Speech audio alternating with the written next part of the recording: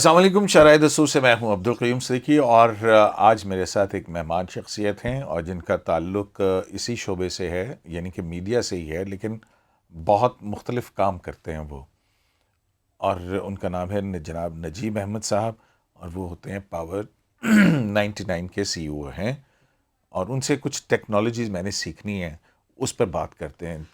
میں ضرور ٹیکنالوجی کے بارے میں آپ کو بتاؤں گا۔ ہمیں یہ بتائیں کہ یہ فیض آباد دھرنے کا دوبارہ ریویو سٹارٹ ہو گیا ہے، آپ نے مجھے یہ بتانا ہے تو پھر میں بتاؤں گا، یہ پہلے طے کر لیں۔ اچھا جی، یہ بالکل طے ہو جاتا ہے۔ ہاں آپ طے ہو مجھے جائے، بلاک چین ٹیکنالوجی کے بارے میں بتائیں گے، ہاں میں اور بتاؤں گا۔ آپ کے جو فیض آباد دھرنا سے متعلق جو فیکٹس ہیں، جو کچھ ہو رہا ہاں ہے، ہاں وہ جو لیگل سائڈ ہے وہ میں ٹیکنالوجیکل سائڈ آپ کریں گے۔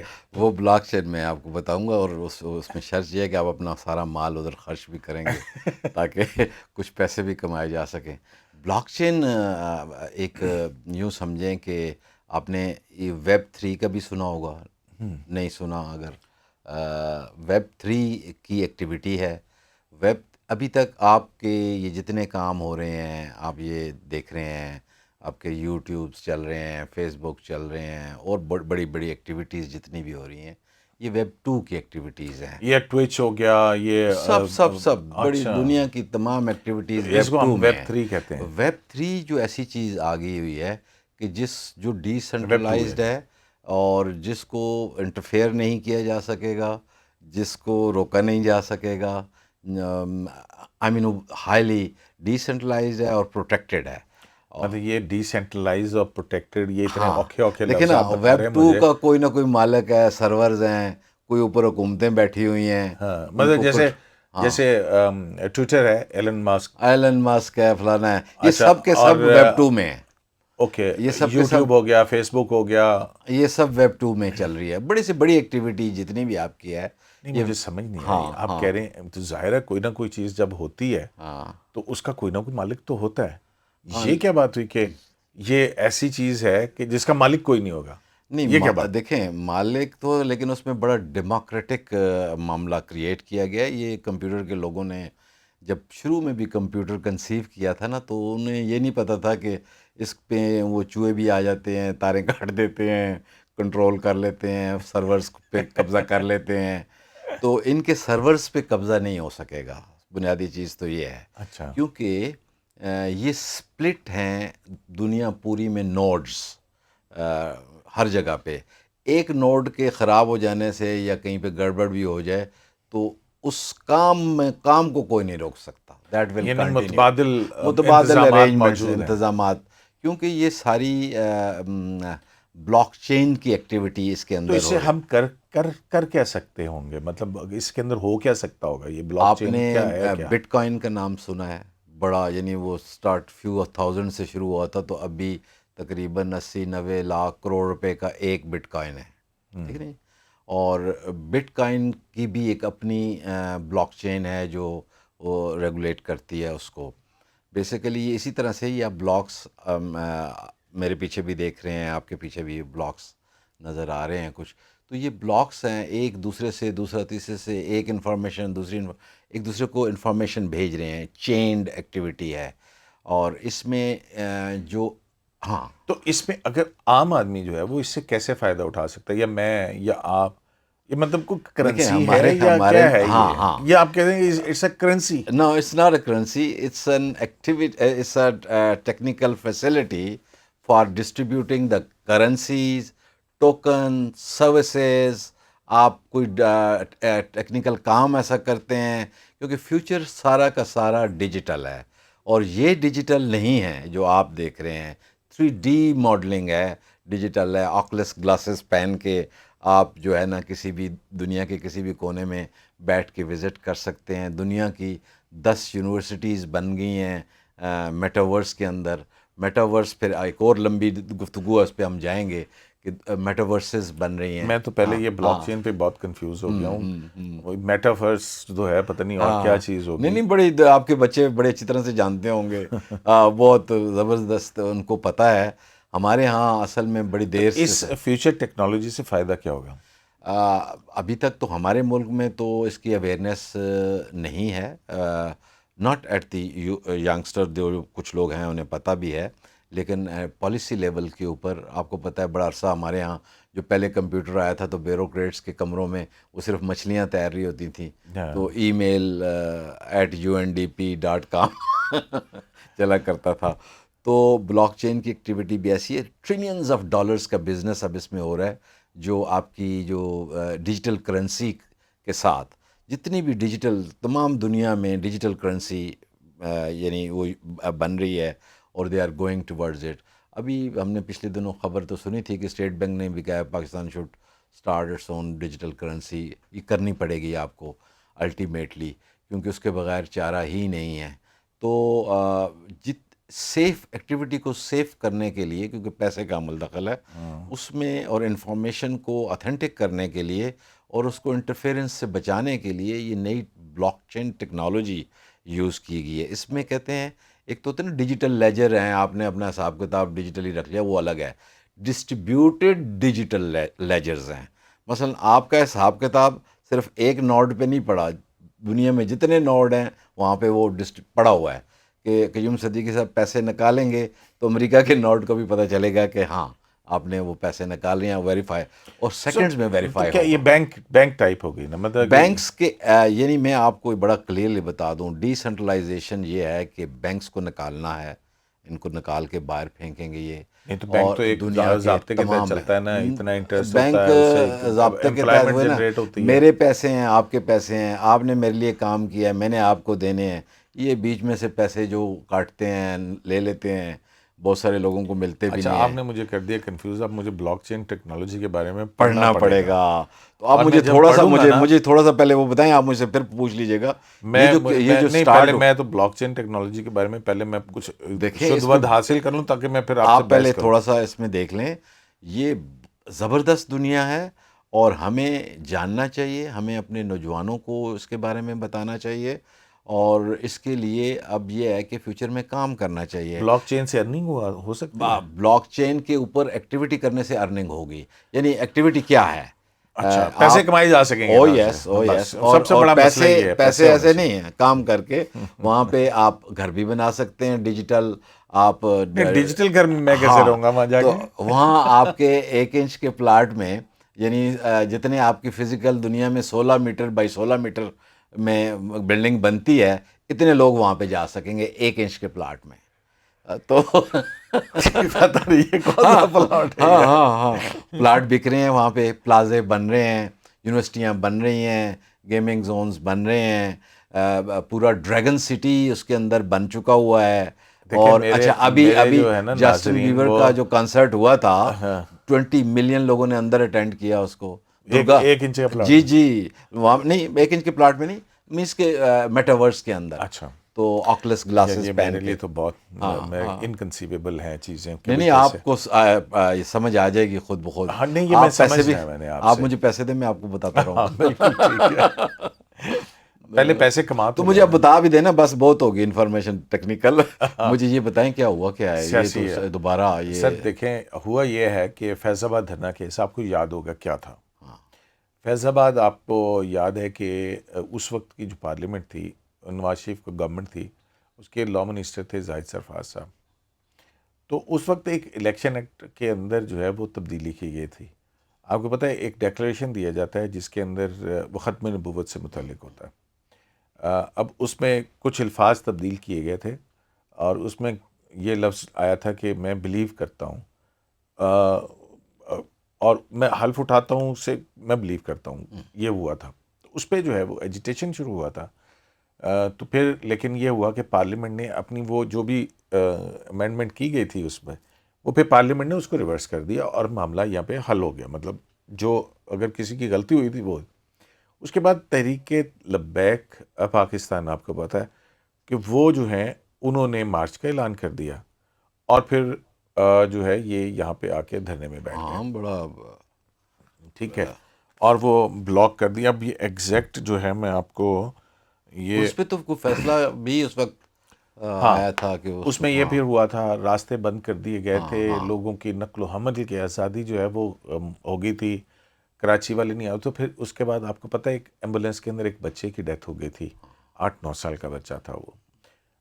کیونکہ اسلام آباد اور پنڈی کے دونوں شہری دونوں جو ٹوئن سٹیز کے شہری، آپ کو پتہ ہے پنڈی میں روزگار کے لیے لوگ جاتے ہیں، وہاں سے پڑھنے کے لیے آتے ہیں یہاں، تو وہ فیض آباد آپ انٹرچینج ایسی راستہ ہے کہ اگر آپ اس کو بلاکس کر دیں تو آپ ایک دو شہروں کے درمیان آپ جو کہ دونوں زندگی معطل کر انتہائی انٹر ڈپینڈنٹ ہیں، جو انٹر ڈپینڈنٹ ہے.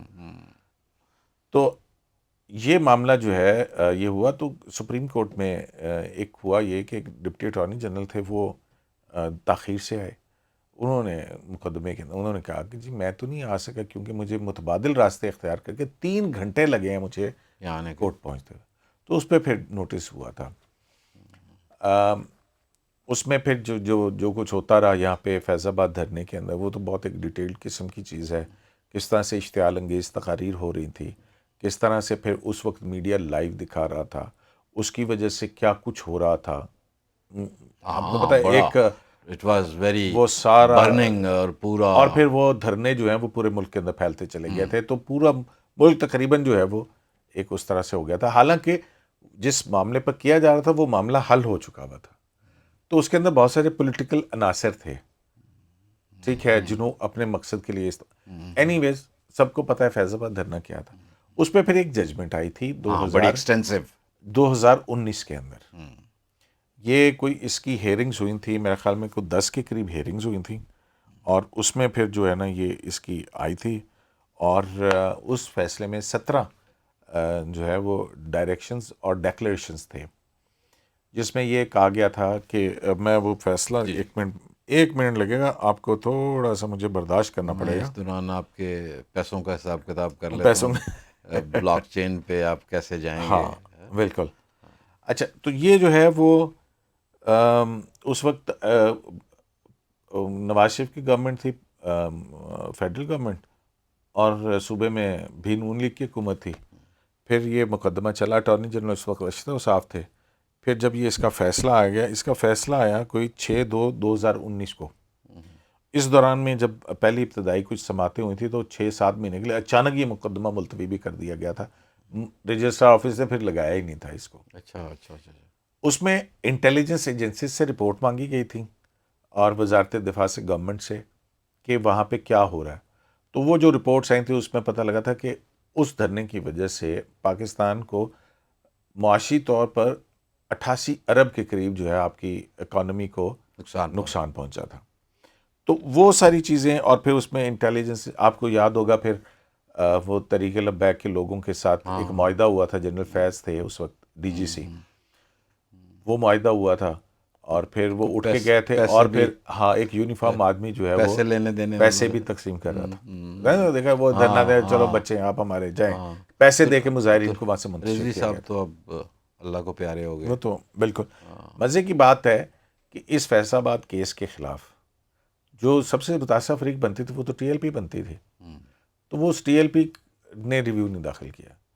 ریویو داخل کیا پاکستان تحریک انصاف نے، شیخ رشید احمد نے، انٹیلیجنس بیورو نے، وزارت دفاع نے، اور آپ کا جو ہے اعجاز الحق صاحب ہیں، انہوں نے، ان لوگوں نے جو ہے وہ اس پہ ریویو داخل کیا. تو اب جو ہے وہ دوبارہ 5 سال یہ مقدمہ نہیں لگا، تو اب جو ہے 28 ستمبر کے مقدمہ لگا. اس میں بنیادی طور پہ 17 کے قریب چیزیں ہیں جو ڈیکلیریشنز، اور وہ میں نے کہا تھا اس کے اندر اگر ہم پڑھیں تو پہلی جو ہے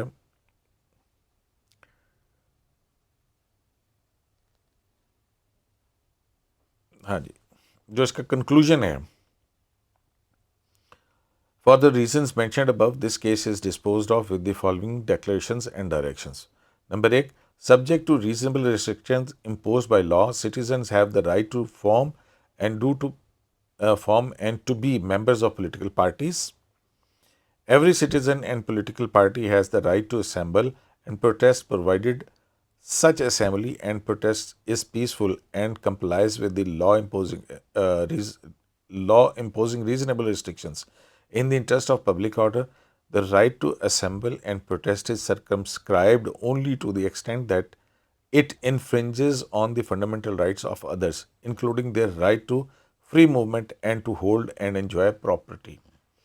مطلب کہ اس میں وہ کہا کہ ہاں احتجاج کا حق ہے، بٹ ناٹ ڈسٹربنگ. لیکن دوسرے لوگوں کو آپ ڈسٹرب نہیں کریں گے, ان کی نقل و حرکت نہ ہو, کیونکہ آپ کو یاد ہے ان کو انتظامیہ نے کہا تھا کہ ڈیموکریسی چوک کے اندر چلے جائیں, یہ وعدے بھی کرتے رہے, پھر اس کے بعد مکر گئے, پھر جب فورس استعمال ہوئی تو کم از کم 173 کے قریب پولیس اہلکار زخمی ہوئے تھے.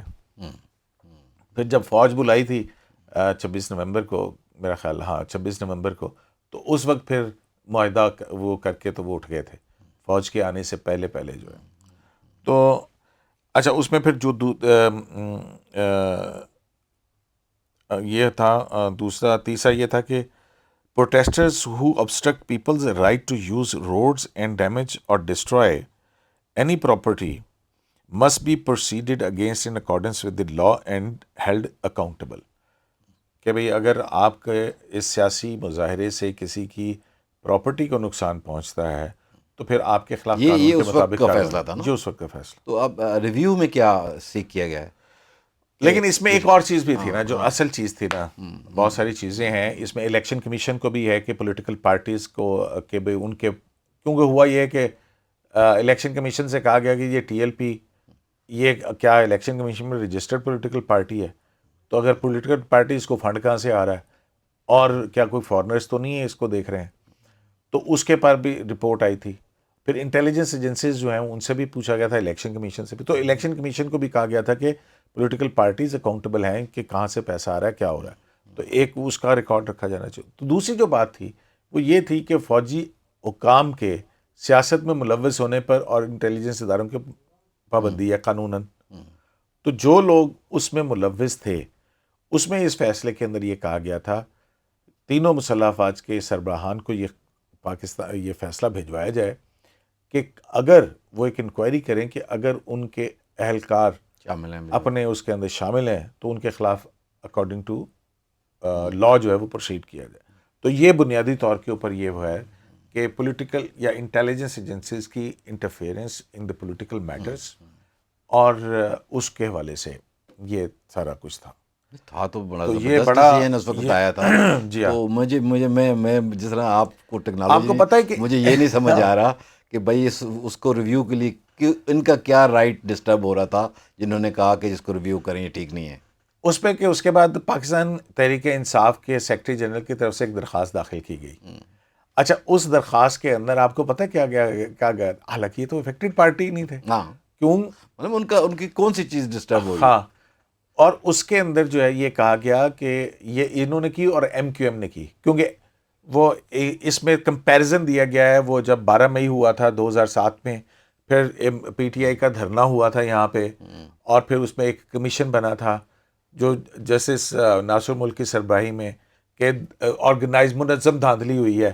یاد ہے 126 دن یہاں پہ دھرنا ہوا تھا, پاکستان عوامی تحریک اور پی ٹی آئی آ گئی تھی, اور یہاں پہ وہ بڑے بڑے ٹرین لگائے, وہ گندی یہاں تک سمیل آتی تھی. یہ سارے کے سارا یعنی کہ ہم انسرکلڈ تھے. ہاں, تو اس کے بعد جو ہے پھر ان کا یہ کمپیریزن ہے کہ پہلے پروٹیسٹ ریاست نے کیسے روکے اور یہ ٹی ایل پی کے ساتھ جو دھرنا تھا اس کے ساتھ کیا کیا, جبکہ وہ ایشو جس کی بنیاد پر دھرنا کیا جاتا وہ ریزالو ہو چکا تھا. پارلیمنٹ نے اس کے اندر ترمیم کر دی ہوئی تھی اور اس کو قانون کو واپس لے آئے تھے. اسی کی وجہ سے آپ کو پتہ ہے بہت سارا ایک انگیخت ہوا تھا, پولیٹیکل لیڈرز کو کسی کو گولی ماری گئی تھی. یاد ہے نواز شریف کے اوپر جوتا پھینکا گیا تھا. یہ اس کے بعد کے پھر یہ بہت آپ کو پتہ ہے چارج ماحول تھا. اس میں یہ میڈیا کا کیا کردار تھا اور یہ تھا, یہ سارا کچھ جو ہے نا اس کے اندر سمویا ہوا ہے. تو لیکن پاکستان تحریک انصاف اور ایم کیو ایم نے درخواستیں داخل کی اور کہا کہ جی یہ انہوں نے کیا فیصلہ دیا ہے, ان کے خلاف اس فیصلے کی بنیاد پر جوڈیشل کونسل میں کارروائی کی جائے اور ان کو نوکری سے نکالا جائے قاضی فائزہ کو. سبحان اللہ.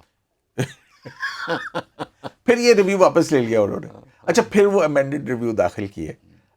اب اس کے بعد ہوا یہ کہ 2019 کے بعد جسٹس قاضی فائزہ کے خلاف ایک ریفرنس آ گیا تھا, آپ کو یاد ہے؟ ہاں, وہ پھر وہ ریفرنس چلا, اور اس ریفرنس کے اندر بھی جسٹس قاضی فائزہ اور ان کا موقف یہ تھا کہ ایکچولی یہ جو فیض آباد دھرنا ہے اس میں 3 چیزیں بڑی کامنالٹی نظر آتی ہے اس میں. فیض آباد تینوں فے تھے. قاضی فائز عیسیٰ, جنرل فیض حمید اور فیض آباد, تو آپ کو پتہ ہے دھرنا. تو یہ بڑی، اب میں نے ایک اس کے اوپر ہم نے شروع میں ولاگ بھی کیا تھا، اس کا بھی ٹائٹل میں نے یہی رکھا تھا. ٹیکنالوجی عام تو عمران خان نے کی تھی نا، کہ یہاں پہ یہ قادری صاحب نے کہی یوں بھی ہو سکتا ہے، یہ بھی ہو سکتا رستے بند کرو، رستے ہے دھرنا پالیٹکس اور سیاست، اس سے تو ہاں. ایکچولی یہ اس سے متعلق ہے. تو اس کے بعد جو ہے شیخ رشید صاحب نے بھی، اعجاز الحق نے بھی، کیونکہ یہ جا کے وہاں پہ اس دھرنے کے اندر ملے تھے، ان کا ذکر تھا، تو انہوں نے اس کے اوپر ریویوز داخل کیے ہوئے ہیں. پھر انٹیلیجنس ایجنسیز کے حوالے سے لیگل فریم ورک بنانے کے بھی اپنے لیگل فریم ورک کے اندر ہیں. اس میں منسٹری آف ڈیفینس کو کہا گیا تھا کہ یہ اپنے اپنے اداروں کے اندر جو ہے نا کنٹرول کریں. پوزیشننگ ہونی. لیکن پھر اس کے علاوہ ایک اور یہ بھی ہوا تھا کہ جو مختلف لوگوں کے اس کے اندر تھا کہ فتویٰ جاری کر دینا کسی کے خلاف، فتوے کی بنیاد پر فساد پھیلا دینا، اس کے اوپر بھی قانون سازی کریں. اور یہ اس طرح کی ابھی جڑاوالا کا واقعہ ہوا ہے، تو حالانکہ ہمارا جو پاکستان پینل کوڈ ہے وہ یہ کہتا ہے کسی کے اوپر اگر آپ اس طرح سے فتوے کرتے ہیں اور غلط قسم کے یہ کرتے ہیں نا تو اس کی سزا ہے. پھر ایک قوانین آپ کے پاس موجود ہیں. ایگزیکٹلی. اور پھر اس کے اندر یہ ہے کہ کانسٹیٹیوشنلی جو الیکٹڈ گورنمنٹ ہے اس کو گرانا یہ سیڈیشن کے اندر آتا ہے. اس کو گرانے کی اس طرح کی کرنا سیڈیشن، جس کی تمام عمر ووٹ ایک رستہ ہے ٹو چینج دا گورنمنٹ. تو یہ جتھوں کی سیاست کے ذریعے حکومتیں ٹاپل کرنے کو بڑی سختی سے اس کے اندر نپٹا گیا اس فیصلے کے اندر. تو ایسی چیزوں سے اب یہ جو ہے، اب مزے کی بات یہ ہے کہ اس کے بعد یہ 5 سال تک نہیں لگا. اب جیسے قاضی فائز صاحب بنے ہیں، وہ یہ 5 سال کے بعد ان کے سب کے ریویوز جو ہیں وہ لگ گئے. اب یہ سارے 3 رکنی بینچ بنا دیے گئے. جنہوں نے کیا وہ آئیں گے، اپنے اپنے بیانات دیں گے کہ بھائی ہم کیوں چاہ رہے ہیں. وہ کہیں گے، دیکھیں ریویو یہ ہوتا ہے کہ افیکٹڈ پارٹی کون ہے، مطلب اس ججمنٹ سے اے افیکٹ ہوا یا بی افیکٹ ہوا، تو اس کا وہ رائٹ آف آڈینس بنتا ہے. وہ پھر بتانا پڑے گا کہ اس ججمنٹ سے کون کیسے افیکٹ ہوا. ہاں دیکھیں نا جی، اس وقت فروغ نسیم صاحب لا منسٹر تھے. یہ آپ کو لگتا ہے سچ بولیں گے؟ دیکھیں اب کیا ہوتا ہے اس کے اندر. ابھی تو ریویو کی حد تک ہوگا نا. اب پتہ نہیں، بہت ساری ماضی کے قصے کھل سکتے ہیں اس کے اندر، بہت ساری چیزیں ڈسکشن ہوں گی، بہت ساری یادیں آئیں گی. پھر سنیں نواز شریف صاحب بھی آ رہے ہیں، اور فیض آباد دھرنا، اس پہ بھی آپ سے پوچھیں گے آ رہے ہیں کہ نہیں آ رہے. بہت لمبا پروگرام ہو جائے گا. ہاں نہیں، لمبا ہو جائے گا. نہیں اب نہیں کرتے اس پہ، وہ ختم ہوگی بات. آگے آگے آگے بس یہ اب 28 ستمبر کو میں بھی بہت ساری چیزیں ہیں اس میں، پھر اگلے کسی پروگرام میں. اب یہ سلسلہ آپ کے ساتھ چل پڑا ہے نا، تو اب چلتا رہے گا. اور بہت ساری ٹیکنالوجی ہے جو میں سمجھتا ہوں کہ وہ بھی پتہ چلنی چاہیے لوگوں کو، کیونکہ آپ یہ خبریں ایسی پریشان کن سنا کے آپ لوگ جو ہے نا وہ بڑا ہی، ہمیں تو صبح آپ لوگ عدالتیں شروع کرتے ہیں، شام میں وہ سیاستدان ہوتے ہیں، تو بس کیا کریں ہم. اسی لیے ہم نے کہا کہ دنیا میں اور کام بھی تو چل رہے ہیں. ٹیکنالوجی، وہ کہتے ہیں نا پہلے لوگ کہتے تھے کہ عدالت اور سیاست گڑبڑ ہو گئی. اب ٹیکنالوجی اور عدالت ہم آپس میں ڈسکس کریں. عدالت کو وہ بڑا اچھا لگا یہ آپ کی یہ بھی جو کورٹ تھی، اس کو ہم نے جو لائیو کوریج ہے، ہم تو روز دیکھتے ہیں، تو میرے لیے کوئی نئی چیز اس میں آپ اور مطلب ایڈوانس آئیڈیاز دیں. آپ کے خیال میں کیا ہونا چاہیے؟ میں تو کہتا ہوں میٹاورس میں فرسٹ کلاس وہ دکھائیں، اور 3D میں دکھائیں لوگوں کو، لوگ اٹینڈ کریں. کاش اتنی ترقی کر جائے پی ٹی وی کے کوئی پاس، اتنا مسئلہ نہیں ہے، ٹیکنالوجی آ جائے. وہ اس سے زیادہ پیسے کھا رہے ہوتے ہیں، معاملات چل رہے ہیں. اور میرا خیال ہے اس پر ہم یہاں کرتے ہیں، وقت جو ہے وہ ہمیں تنگ پڑ گیا. تو یہ جناب ٹیکنالوجی کے گفتگو کرنے کے لیے میں ان کے پاس آیا تھا. انہوں نے ایسے فیض آباد دھرنا کیس کا شروع کر دیا. ادھر فیض آباد دھرنا کیس کے اوپر بھی ہم بڑی تفصیل سے گفتگو کریں گے. تو آج آپ کو ہمارا یہ پروگرام کیسا لگا، اس بارے میں میسج میں کمنٹ کر کے ضرور بتائیے گا. لیکن وہ ہمارے دوست گور بٹ کہتے ہیں نا کہ تہذیب کے دائرے کے. عبدالقیوم صدیقی کو شرائع دستور سے AQS لائیو سے اجازت دیجیے. اللہ نے کے بعد بہت شکریہ.